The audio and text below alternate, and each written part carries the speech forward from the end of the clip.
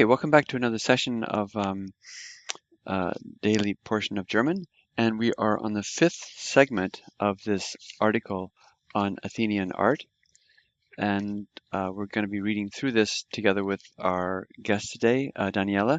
And our procedure is I'll read the sentence out loud, and she'll repeat after me, and as she does, please read with her to get an active feeling and sense of the language and its flow.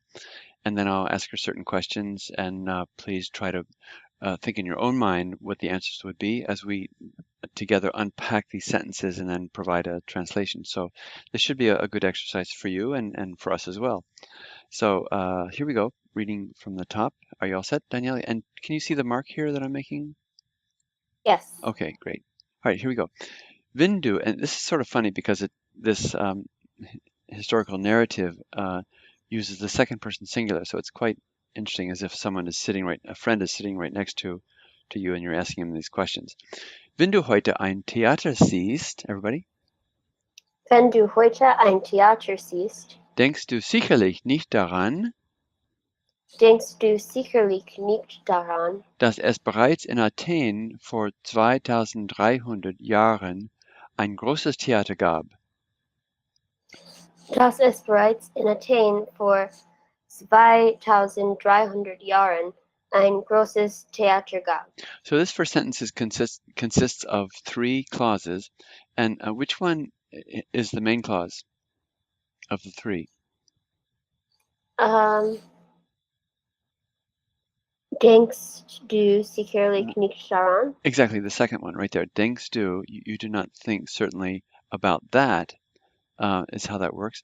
And so wenn introduces a subordinate clause, if or when, and then das is a subordinating conjunction. So this is the main clause with these two sort of on either side, bracketing the main clause. Nice construction. Okay, so how about the first clause up to here? Where's the verb? Siehst. Good. So you see. So second person singular, direct object. Ein Theater. Ein Theater. Good. So when you or if you see a theater today, you do not certainly think about that. Daran is one of those dar words which either looks back or anticipates what's going to come next. In this case, it's anticipating. Do not think about that. That what? That there. And then where's the verb in that sentence? Gab. Yeah, that there was as gab already in Athens. And then direct object is? Ein Theater. Yeah, in grosses Theater. Good. So, and what gender is Theater? How can you tell? It is masculine. Well, it's actually neuter because it's neuter because of the S at the end of. Because of the ES here. If this were masculine, it would be, as direct object, it would be einen, grossen, whatever the noun would be. Okay, so you want to translate that first sentence? Sure. And everybody can translate it with her, and since you have all the parts now. Go ahead. If you see a theater today, you certainly do not think that there was already a big theater in Athens 2300 years ago. Great, great. Let's do the next one. Die Athener zahlten keinen Eintritt. Everybody? Die Athener zahlten keinen Eintritt, sondern bekamen ein Tagegeld, sodass alle die Aufführungen besuchen konnten.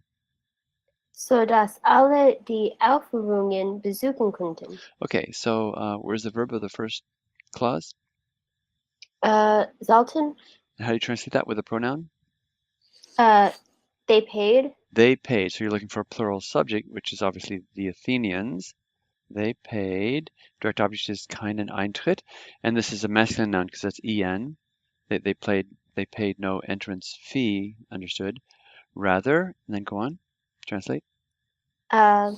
Rather received a day's wage. Yeah, rather you could supply. Rather they received a day's wage, ein Tagegeld, and then the verb complex after the comma. Besuchen konnten. How do you translate that? could attend. Yeah, and actually without the umlaut there, you should probably say they were able to attend or to visit. So that, and then the subject is? Aufführungen. Aufführungen. No, it's Allah, so that all people, Oh, right. so that all people understood, were able to attend the performances. Do the whole sentence, die Athener. The Athenians paid no entrance fee, but rather received a day's wage, so that all people were able to attend the performances. Great. And let's go on with reading here. Mehr als 10.000 Menschen, everybody, Mehr als 10.000 Menschen fasste das Theater fasste das Theater, und es war gut gefüllt, und es war gut gefüllt, wenn zu dem großen Fest des Gottes Dionysos die Dichter Athens ihren Wettstreit austrugen. wenn zu dem großen Fest des Gottes Dionysus die Dichter Athens ihren Wettstreit austrugen. Okay, so in this very first phrase here, our English ear and mind wants to see this as the subject, 10,000 people. But if you look at the verb, what is the verb? Is it singular or plural? Singular. It's singular. Fast. Otherwise, it would be fasten. Fasten. So this has got to be the subject by process of elimination. So the theater, and this means really held or grasped. Is the fasten is the word to grasp, but in a sense, in this context, it means held. So the theater held, and then this turns out to be the direct object, which is correct. So the theater held more than 10,000 people. And S var, what's S refer back to? The theater. Good. And S agreeing with the gender and number of its antecedent, theater, and serving as the subject of that relative clause. And it was well filled, as an adverb, is for well filled. And then how about the verb in this next clause? Wenn? Austrugen. So that means they, when they carried out, or when they, you can also say when they, let's see, hold on just one second. When they held their contest, you could say, when they held their contest. So when at the great festival of the god Dionysius, and here's the subject, die Dichter, the poets of Athens. Proper nouns can just have an s tacked on there at the end to indicate possession. So the poets of Athens. Okay, so let's see. And so when the poets of Athens at the great festival of the god Dionysius carried out their competition. Okay, good. Let's do the next sentence together.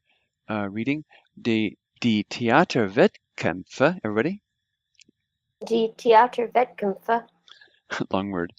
Waren wie die sportliche Wettkämpfe ein Fest für alle Athener.